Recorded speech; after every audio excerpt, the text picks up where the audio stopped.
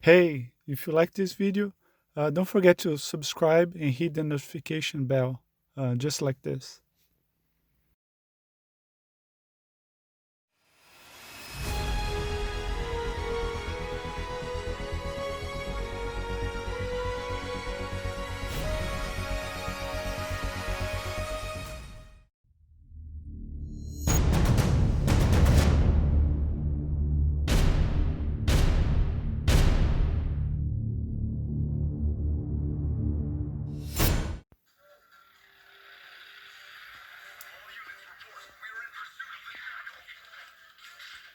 All right. So, it's another video about another rare comic book in my collection. This one is it's not really that old. It's 1975. It's a really cool book. By the way, it's the one in the middle I'm talking about. um, so yeah, it's nice cover, nice grade. I mean, I think that's the highest for this issue. Um, Pretty interesting book. Um, yeah, let's see. Find out why this one made my list of rarest comic books in my collection.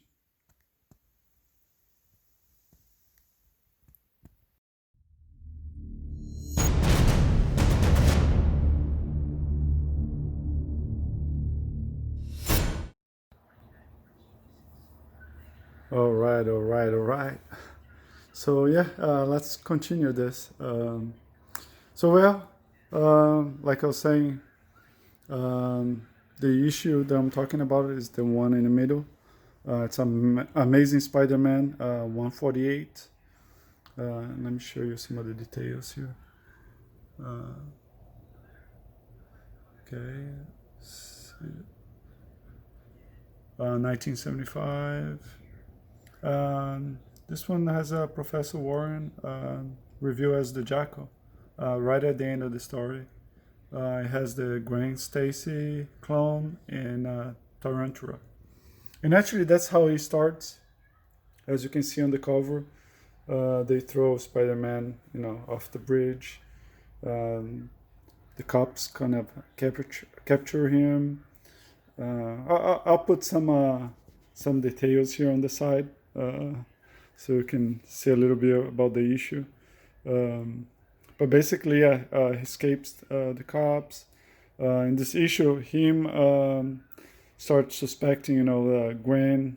Well, the Gwen that he saw was a clone, and they try to find out, what's going on, basically. Um, well, the main bad guys on this one, as I mentioned, is the same ones from the beginning, as the Jackal and Tarantula, which pretty interesting characters. I think Tarantula first one was it's right here. Amazing Spider-Man 134. If you're a Tarantula fan, that's the action figure. And let's see, go back here. So yeah, they fight, and in the end, Professor Warren reveals himself as the Jackal. It's a pretty interesting story, and as you can see, that's why I have all three books here. They kind of tying together. As you can see on the first one, Tarantula is right there on the cover, and 149, you see the Jackal back there, right there on the cover as well. I think the first appearance of the Jackal is the same as the Punisher. Amazing Spider-Man 129, I believe. Yeah. So yeah, it's a pretty cool book. Surprising. It's kind of surprising again. Like the previous video I did on Amazing Spider-Man 151. There are not that many copies of this book in 9.8. Again, I'll put the stats here on the side as usual. But on this one, let me just show the cover first. I forgot to show it. Review at last, the Jackal. Tarantula there. It's pretty cool cover.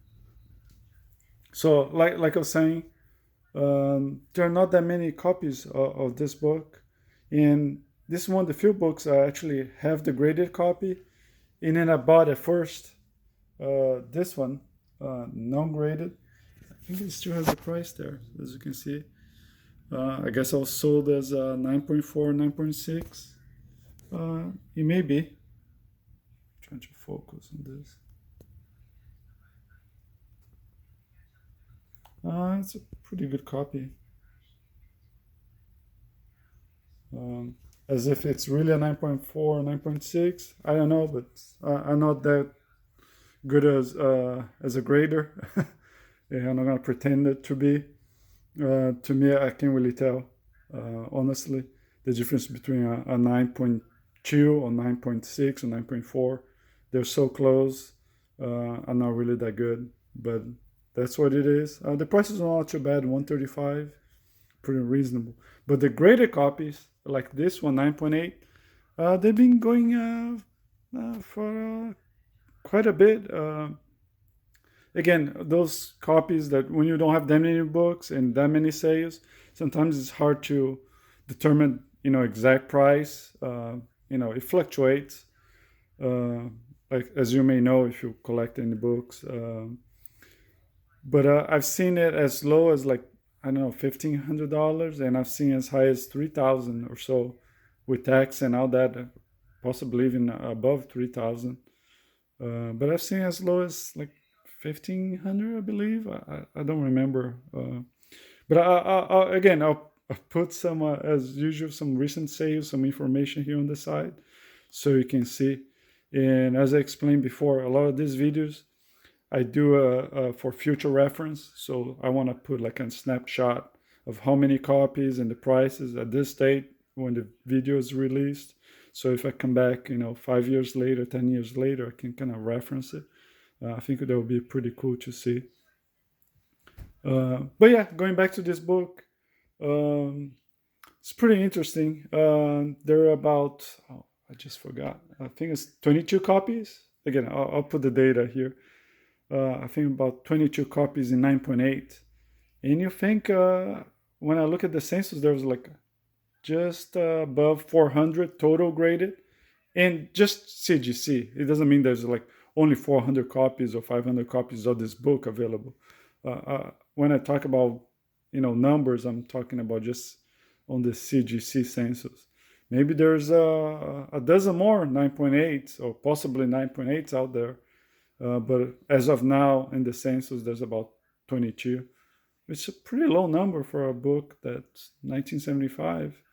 I expected to see a few more. Maybe CGC is being very strict with this book. I don't know. It's hard to tell. But yeah, in total number, as I saw, it was like a little bit over 400. I don't remember the exact number, which is not that many. But it is a cool issue. I like the cover. I think it's the first one I've seen that he's kind of chained up like that. I mean, there's other copies. I think as a I have I'm not sure if I showed this before, but I have something I made that has all the covers, and you can see like I think it's a 107 there. He's tied up there. So there's previous copies before that he's like tied up, but I think this one is the first one that he's being chained up with chains and thrown off a bridge. So that's pretty cool. Again, it fits right here in my collection.